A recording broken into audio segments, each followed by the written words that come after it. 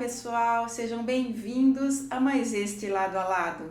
No programa de hoje, nós vamos tratar de dois assuntos muito importantes no direito de família: a mediação judicial e a multiparentalidade afetiva. E quem está aqui no programa hoje para nos ajudar com esses dois temas é a advogada, mediadora judicial e professora universitária, doutora Renata Viana de Andrade Lorenzeto.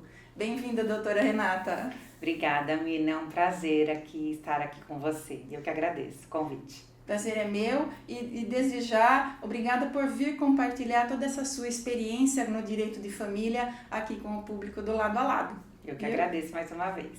Então, vamos começar pela mediação judicial, né? Como é que funciona a mediação e como ela pode ajudar a resolver os conflitos familiares? Excelente pergunta, Mirna. É bom porque muitas pessoas, a gente às vezes parte do pressuposto que as pessoas conhecem só de ouvir o termo, né? E não é essa a nossa realidade. A mediação judicial é um meio adequado, né? Nós costumamos falar que é um meio adequado hoje para a resolução dos conflitos, principalmente na área familiar. Então, a mediação judicial em si pressupõe já um processo em andamento. Então, todos os processos, independente do conflito, o juiz normalmente encaminha aí para as audiências de mediação e conciliação. Existe uma diferença aí que na prática, nós não falamos sobre isso, mas didaticamente é importante dizer que a conciliação ela é voltada para aquelas relações que não são continuadas. Então, algo pontual, né? Uma briga de trânsito, um problema aí de consumidor. E aí as partes vão se envolver, aí vão se encontrar com um conciliador. A mediação especificamente, né, que é o nosso carro-chefe hoje, ela é realmente voltada para as relações que são continuadas. Então, família é um exemplo, né, que o casal vai continuar tendo aquele contato. Então, é nomeado um mediador judicial, que é um terceiro, um facilitador de diálogo. Então, as partes vão se encontrar junto com seus advogados e com um mediador, que é uma pessoa neutra, capacitada aí para facilitar o diálogo. E esse mediador, ele é um advogado ou não necessariamente? Não necessariamente. Ele faz um curso hoje, são várias instituições credenciadas no Tribunal de Justiça, né? Cada estado tem as suas regras, mas ele só precisa ter nível universitário, mas não necessariamente é um operador de direito. A maioria são, né? Mas não necessariamente precisa ser. E quais os principais desafios que você encontra como mediadora ali para tentar fazer as famílias conflitantes chegarem no consenso? O maior desafio são as próprias pessoas, né? Infelizmente. Claro que são vários conflitos bem sensíveis, principalmente na área de família, que envolve, né, normalmente são ex-casais ou uma relação de pai e filho, enfim. Mas as pessoas têm muita resistência, né, porque elas estão muito ainda vinculadas com o litígio, com o conflito. É natural, né, após uma separação, que ainda estejam muito envolvidas emocionalmente. Então, são as pessoas abaladas emocionalmente. A gente costuma dizer que a maioria dos conflitos que são judicializados, 80% é de fundo emocional, independente de ser família ou não. Sempre tem um fundinho emocional ali. Com certeza. E você falou que assim que um processo ali na área de família entra na justiça, o juiz encaminha para a mediação e que há essa resistência. As partes podem se recusar a participar da mediação? Não, elas não podem se recusar a participar. Elas podem simplesmente não fazer o acordo. Até porque, é bom até esclarecer, porque a gente tem às vezes também resistência, infelizmente, dos próprios colegas. Até por desconhecimento muitas vezes, né? Porque eu já me deparei com pessoas, com colegas falando, não tem acordo, né? Simplesmente para encerrar a audiência. Não dá nem tempo de a gente conseguir desenvolver algo, né? Porque é uma ferramenta muito poderosa. Quando aplicada, né, muito bem, ela é muito poderosa. Então, a gente fala que a mediação ela não é focada no acordo. O acordo é a consequência. A mediação ela é focada para o restabelecimento da comunicação. Por que isso? Porque conflitos sempre vão existir, né, Mirna? Sim. Principalmente em relações humanas. Existe homem, existe conflito. Então, o que a gente fala quando é mediação? justamente até essa diferença entre conciliador e mediador. Por quê? Porque o mediador ele vai procurar facilitar o diálogo, fazer com que aquelas pessoas tenham um diálogo assertivo. Aí o acordo é consequência. Então, nessas oportunidades é importante que a pessoa tenha esse diálogo, esse desabafo. E nossa, assim, aí eu falo como advogada, a gente não está acostumado com isso. A gente tem até um pouco de receio de deixar o cliente falar muitas vezes, né? Então, existe uma resistência aí das pessoas, dos profissionais, mas aos poucos a gente está abrindo caminhos, né? Isso que é o futuro. Eu acho que as pessoas terem consciência de que muitos problemas dependem realmente da resolução dela, né? E não terceirizar aí uma resolução de conflito, né, na mão de um juiz, né? A gente coloca isso na mão de um juiz como se ele fosse o nosso salvador, né? E infelizmente não, né? E você falou aí da resistência dos próprios colegas advogados, né? Porque a formação dos advogados sempre foi para o conflito, né? Para entrar de sola, digamos, né? E chegar aí num consenso é difícil até mesmo pro advogado, né? Sim, então, por isso mesmo eu falo, às vezes é por desconhecimento mesmo de boas técnicas dos mediadores, existe essa resistência porque às vezes a gente também é engessado com o cliente, porque o cliente vem batendo o pé que não quer o acordo, porque o acordo, né, pressupõe que a pessoa vai ceder. E o que eu falo hoje, a gente tem que virar essa chave desse conceito, tá? Você tem que ceder um pouco. A gente fala que é um ponto onde os dois ganham. Quando você tem esse discurso, uma comunicação mais assertiva, as pessoas começam já a olhar com outros olhos, né? Então, assim, e os advogados, eu costumo dizer também que se não for pelo amor, vai ser pela dor, porque o judiciário tá muito comprometido. Então, a mediação, resolvendo os problemas, é muito melhor para todos, é mais eficaz, mais rápido. Então, acho que precisa com que os profissionais saibam, inclusive, ganhar com isso, né? Saber cobrar, receber por isso, valorizar essa parte consensual, que aí todo mundo vai sair ganhando. E as questões familiares, né, doutora Renata, a gente sabe que são sempre muito delicadas. Quais são as características fundamentais para um bom mediador conseguir chegar a um consenso entre os conflitos aí das famílias envolvidas? Olha, eu acredito, né, com esse tempo de experiência, que é muito mais ter uma escuta ativa até do que uma fala, né? Eu acho que nós somos neutros, né? Temos que ser neutros, imparciais.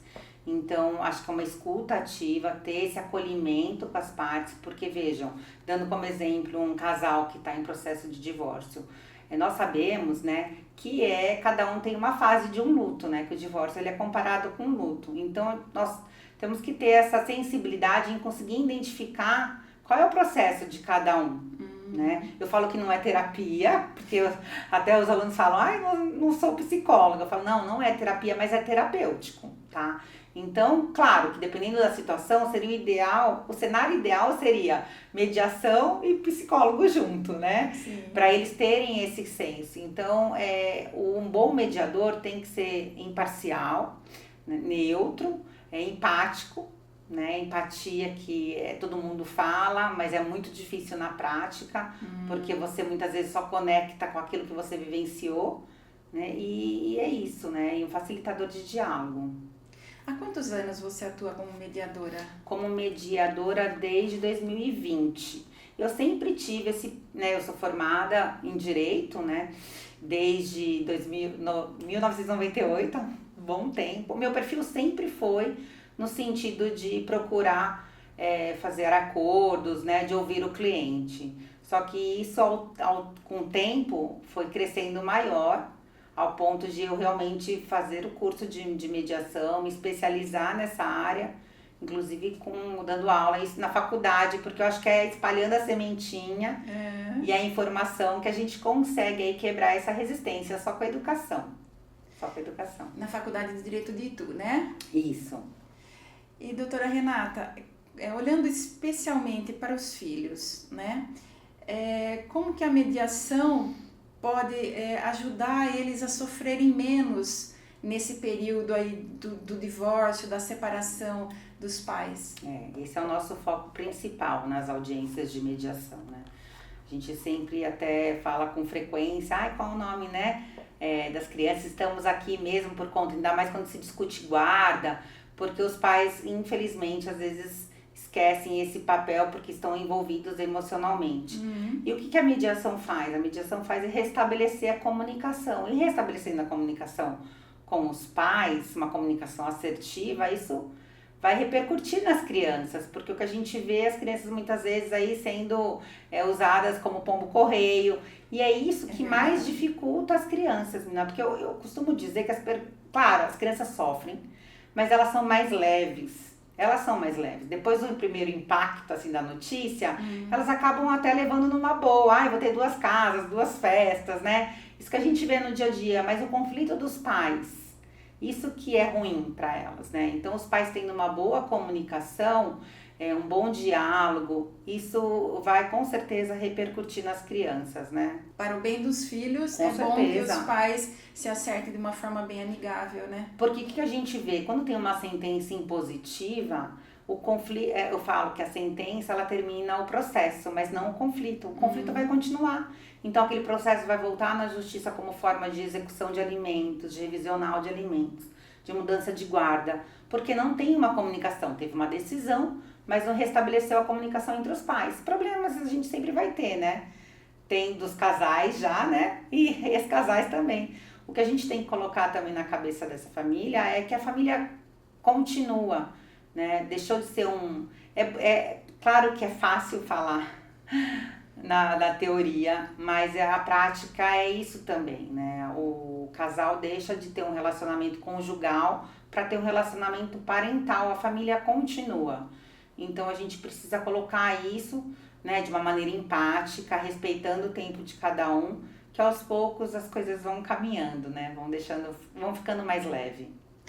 Vamos então para a multiparentalidade afetiva, né, que é o nosso segundo assunto aqui nesse programa. O que é esse conceito de multiparentalidade afetiva? Explica pra gente. Tá, a multiparentalidade, né, o próprio nome diz já, são múltiplos pais. E hoje, o que a gente tem na legislação? Ela permite que um padrasto, uma madrasta que exerça um papel como se pai fosse e como se mãe fosse, seja reconhecida na justiça. Então, aquele pai do coração fica sendo o pai na certidão, ou a mãe na certidão, no coração fica sendo a mãe na certidão. Então, na prática, aquela criança passa às vezes a ter 2 pais na certidão e uma mãe, ou vice-versa, né? 2 mães, sendo uma biológica e uma afetiva. A gente fala de multiparentalidade afetiva justamente por isso. Porque ou o pai ou a mãe é reconhecido pelo afeto, pelo vínculo que tem com aquela criança. Mas isso é relativamente novo no direito de família, né, Renata? Sim, é novo. De um tempo para cá que a gente teve esse reconhecimento, já tinha alguns reconhecimentos na justiça, alguns casos pontuais. Então nós temos 2 maneiras de ser reconhecido, ou judicialmente, né, ou extrajudicial do próprio cartório de registro civil, mas para isso precisa ter alguns enquadramentos para que isso aconteça, principalmente idade, a partir dos 12 anos a criança precisa ter, e não pode ter briga entre os pais, tem que ter um consenso, tanto o pai que vai reconhecer como o pai biológico aceitar, porque o que é importante falar, a multiparentalidade afetiva, ela inclui uma nova figura paterna ou uma nova figura materna, mas aquele pai ou aquela mãe biológica continua na certidão. Essa é a diferença da adoção, não existe uma exclusão de paternidade ou maternidade biológica, existe uma inclusão de outro que fez esse papel também. Deu para entender? Sim, então nós ficamos com 2 pais e uma mãe, ou 2 mães e um pai, né? Exatamente.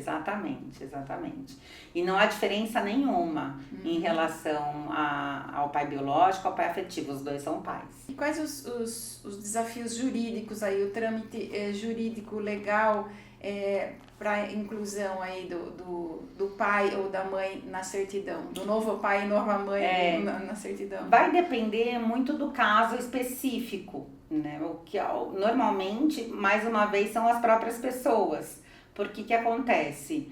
Como tudo é muito novo, aquele pai biológico, tem duas possibilidades, né? O pai biológico que é muito presente para aquele filho, aceitar essa situação de vamos supor, focado para o pai, de um novo pai do padrasto ser incluído na certidão, né? Para ele, às vezes, isso é um pouco difícil. Então, depende realmente como vai ser passado isso para ele. E a outra dificuldade é quando, vamos supor, não tem um pai biológico, aí vai precisar de uma autorização judicial. Então, vai depender muito da dinâmica daquela família. Né? Mas hoje temos caminhos muito mais leves, que é essa questão extrajudicial mesmo, mas depende realmente das partes estarem num consenso. Muitas vezes, ao invés de judicializar, é importante trabalhar com aquela família antes, para que isso também não se torne pesado, né? Porque realmente é uma inclusão, não é uma exclusão. Então, como é tudo muito novo, a gente encontra algumas resistências, né, das pessoas, falando, nossa, como assim, né? Mas, doutora Renata, a questão do sobrenome, quando você inclui um novo pai, por exemplo, o sobrenome da criança ela passa a ganhar o sobrenome do segundo pai, digamos assim? Sim, se ela quiser incluir, ela coloca o sobrenome do novo pai, inclusive também os avós. A criança fica com 6 avós, assim, né, pensando na questão de 2 pais, né, e uma mãe, acrescenta também a figura dos avós. Então vai todo mundo ali para a certidão, fica todo mundo ali, inclusive ela pode adotar o nome do pai aí afetivo, né, incluir o nome do pai afetivo. Então essa multiparentalidade afetiva, ela tem alguns reflexos aí em questões como a guarda, a pensão alimentícia, os direitos sucessórios, né? E tem desdobramentos. Como é que vai funcionar? Sim, por isso é muito importante essa consciência, porque existe uma diferença muito grande daquela pessoa que realmente exerce a função de um pai ou de uma mãe, ou simplesmente é um padrasto e uma madrasta. E a gente não fala isso de uma forma pejorativa. Ok, tá tudo bem também a pessoa não se reconhecer como pai ou como mãe, né? Por quê? Justamente por isso. Porque não tem como voltar atrás, né? Depois que reconheceu, a não ser que a gente está falando em regras, né? Sempre cabem exceções, no sentido de demonstrar fraude, que foi coagido, alguma coisa nesse sentido. Mas se não, não pode voltar atrás dessa decisão. Então eu era casado, depois me separei, e aí aquela criança que era só da minha mulher, né? Eu não quero mais também, não é assim. Então aí ele fica sendo realmente o pai registral, e como eu havia falado, na certidão em si não está escrito pai biológico e pai afetivo, tá? O nome dos dois ali. Então aquela criança vai ter direito às 2 pensões alimentícias, em regra, né, por óbvio. E a planejamento, a sucessório também, né, os direitos da sucessão, igual fosse uma filha biológica, não tem diferença nenhuma. Então tem essa repercussão que as pessoas precisam criar consciência, porque senão a gente fala, filha, para sempre. Para né? sempre, é uma responsabilidade que vai levar. Exatamente, né? Exatamente. Então, por isso que assim, também não é só o fato de você ir lá no cartório e falar, eu quero ser pai afetivo, não é assim, né? Vai passar mesmo por um desdobramento para analisar se realmente aquilo é real, né? Então tem todo um procedimento. E no caso vamos ainda supondo aí no caso do pai, do segundo pai, né? Na questão da guarda, se o casal se separa, ele pode lutar pela guarda dessa criança? Pode também. Aí é o promotor que vai analisar se houver, se não for consensual, tiver um litígio, é o bem-estar da criança. Vai ver qual que a criança, com quem a criança ficaria melhor, né? Então ele tá no jogo também para disputar, né? Então, a criança vai poder escolher entre a mãe biológica, o pai biológico e o pai afetivo. Na verdade aí vai depender muito, se tiver conflito, né? E vai depender muito também a idade da criança. Claro que tem situações que ela é ouvida, mas de qualquer maneira vai ser feito estudo social e vai ser visto o bem-estar da criança, independente aí de quem tá pedindo. A guarda, os 3 têm esse direito aí de de guarda, como tem o direito, é obrigação alimentar, ela também tem o direito de pedir a guarda da criança, né? Então, é algo que realmente tem que ser com bastante responsabilidade, né? Não dá para ser uma coisa impensada no emocional, né? Então, tem que provar realmente que quer isso mesmo. Que quer mesmo. E, doutora Renata, na sua opinião, a sociedade hoje e o sistema jurídico brasileiro estão preparados para nessa nova configuração familiar aí? Nós estamos engatinhando ainda, porque eu acho que a família, é fato que a configuração familiar de hoje não é aquela antigamente, né? Então, a evolução a título de família é muito mais rápido do que o judiciário consegue alcançar e até a própria sociedade. A gente vê muitas vezes as pessoas não entendem, né? Como assim? Nesses casos mesmo, onde tem a multiparentalidade, precisa informar a escola, precisa refazer os documentos. E aí a gente vê muita resistência, inclusive de alguns órgãos, até do próprio governo, cadastros, você vê que não tem mais. Porque hoje em dia o certo seria filiação, mas tá lá ainda pai e mãe. Fica muito engessado, porque isso repercute em passaporte, em RG, em CPF, tudo. Sim. Porque você muda tudo de novo, né? Então, assim, a gente tem uma lei aí que garante, mas infelizmente na prática a gente tem essa questão ainda. Então acho que o judiciário vai encontrar ainda muitos problemas.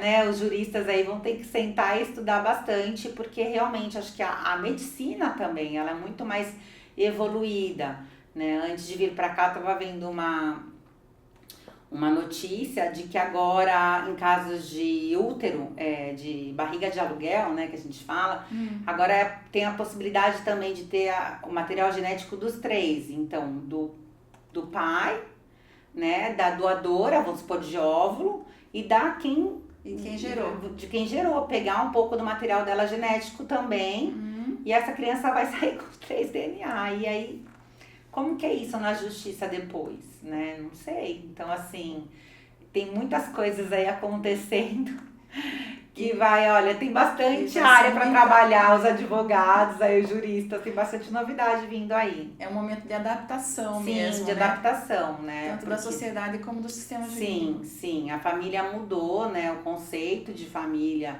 tem mudado e a gente tá aí para adaptar, né? Eu acho que a justiça tem que, e a sociedade também, né? Se adaptar a todas essas informações. E doutora Renata, tem algum caso marcante aí nesses anos que você atua como mediadora? Algum caso de multiparentalidade que você possa compartilhar com a gente aqui? Ai, Mina, tem. É bem perto, aliás, né? Na minha própria família, né? A minha filha, recentemente, foi reconhecida como filha afetiva do meu atual marido, né, do Rui. Professor Rui, já esteve aqui no Lado a Lado, que legal! Então, assim, é algo que realmente me move, né? Eu falo que é um direito que mesmo que você tenha que judicializar, às vezes, né, é voltado para o afeto, né? Então, realmente é algo que me move como mãe, que passou por esse processo, né? E como advogada também, algo que eu realmente resolvi trabalhar e apostar. A Antonella, né, só para ter o contexto, no caso dela foi extrajudicial, é a bandeira inclusive que eu levanto, porque é muito mais leve, e o extrajudicial dependeu de ela realmente ter a idade correta, né? Ela já tinha 14 anos quando isso aconteceu, ela vai fazer 16 agora. Tá moça, né? Tá uma mocinha. E o pai dela, né, meu ex-marido Guilherme, aceitou também, eu conversei com ele antes. Foi um processo, né? Eu falo que assim, não é uma coisa fácil, mas foram aí, a Antonella, quando eu me casei novamente, a Antonella era novinha, então ela conviveu com o Rui desde os 2 aninhos de idade. Na verdade, ela tinha 1 aninho e pouquinho, né? Nós aí casamos, tudo direitinho, e ela tinha 2 anos e pouquinho. Então, assim, foram 13 anos aí de convivência, 14 anos de convivência, né? Hoje ela tem mais 2 irmãos também, né? Por parte da mãe e do pai agora também. E o pai dela também tem uma nova família, tem uma irmãzinha. Então, assim, dependeu de todo esse contexto pra gente sentir essa necessidade. E eu falo que não foi nem a minha, assim, a minha vontade, né? Partiu dela também, com esses anos, e ela se deu esse direito de falar, poxa, eu sou também filha, né, dessa família. E aí ela veio conversar comigo. Que legal! E aí eu conversei com o pai dela, e aí tem toda uma fala, claro, né, nesse sentido de que é uma inclusão, ainda mais que ele sempre foi um pai muito presente, o pai biológico dela. Então, ele realmente aceitou, entendeu o contexto, e aí nós fizemos isso de maneira extrajudicial no cartório. Então, hoje a Antonella leva o nome do pai dela, né, biológico, e o nome do Rui, os avós também, que ela já chamava, né, de vó. Então ela tem muitos avós, né? Tem. Eu falo que ela é uma menina sortuda, ela é abençoada, porque ela é muito amada e ela tem essa possibilidade aí de ter tudo em dobro, né? Inclusive irmãos gêmeos, né? Então, ela fala, mamãe, eu tenho tudo em dobro. E foi muito legal. O Noah e o Gael, né? O Noah e o Gael, e agora ela tem também a irmãzinha dela por parte de pai. Então eu falo, você tem muito amor envolvido, né? Então ela se sentiu assim confortável para realmente, no meu caso específico, eu não ia judicializar se o pai dela não concordasse. Tá. Porque eu acho que não ia perder o sentido, né? Mas cada família tem a sua dinâmica. Eu me recordo que eu fui no Poupa Tempo, né? Aí para fazer o RG e assim foi um burburinho no Poupa Tempo, tipo, como isso existe. E aí um monte de gente me chamou de lado, como você fez? Porque tem casos de pessoas que são viúvas. E aí já tá no novo relacionamento faz tempo.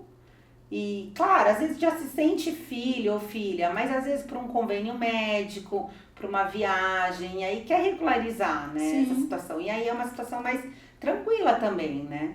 Então é muito legal, falta realmente educação. Eu até agradeço a oportunidade e eu falo que a gente primeiro conecta para depois solucionar, né? Então é algo que, como me conecta, eu acho que a gente pode contribuir bastante espalhando realmente essa informação para o pessoal que é possível.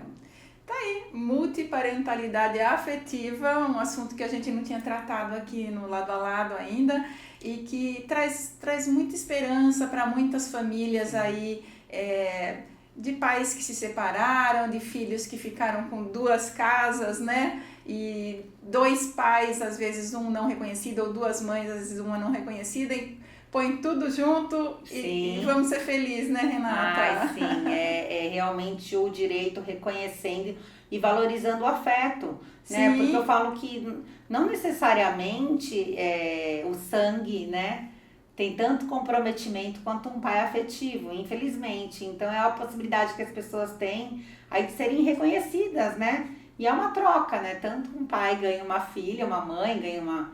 como também, né? Então, eu falando, eu já me emociono. Ai, que delícia de assunto. Obrigada, viu, Renata, por trazer toda essa sua experiência, esse seu conhecimento aqui para o Lado a Lado de hoje, ajudar muitas famílias que estão lá nos assistindo. Eu que agradeço. Obrigada, viu? Obrigada. E obrigada a você que nos assiste aqui pelo YouTube ou pelo Spotify. Beijo no seu coração, espero que você tenha gostado. Até sexta que vem.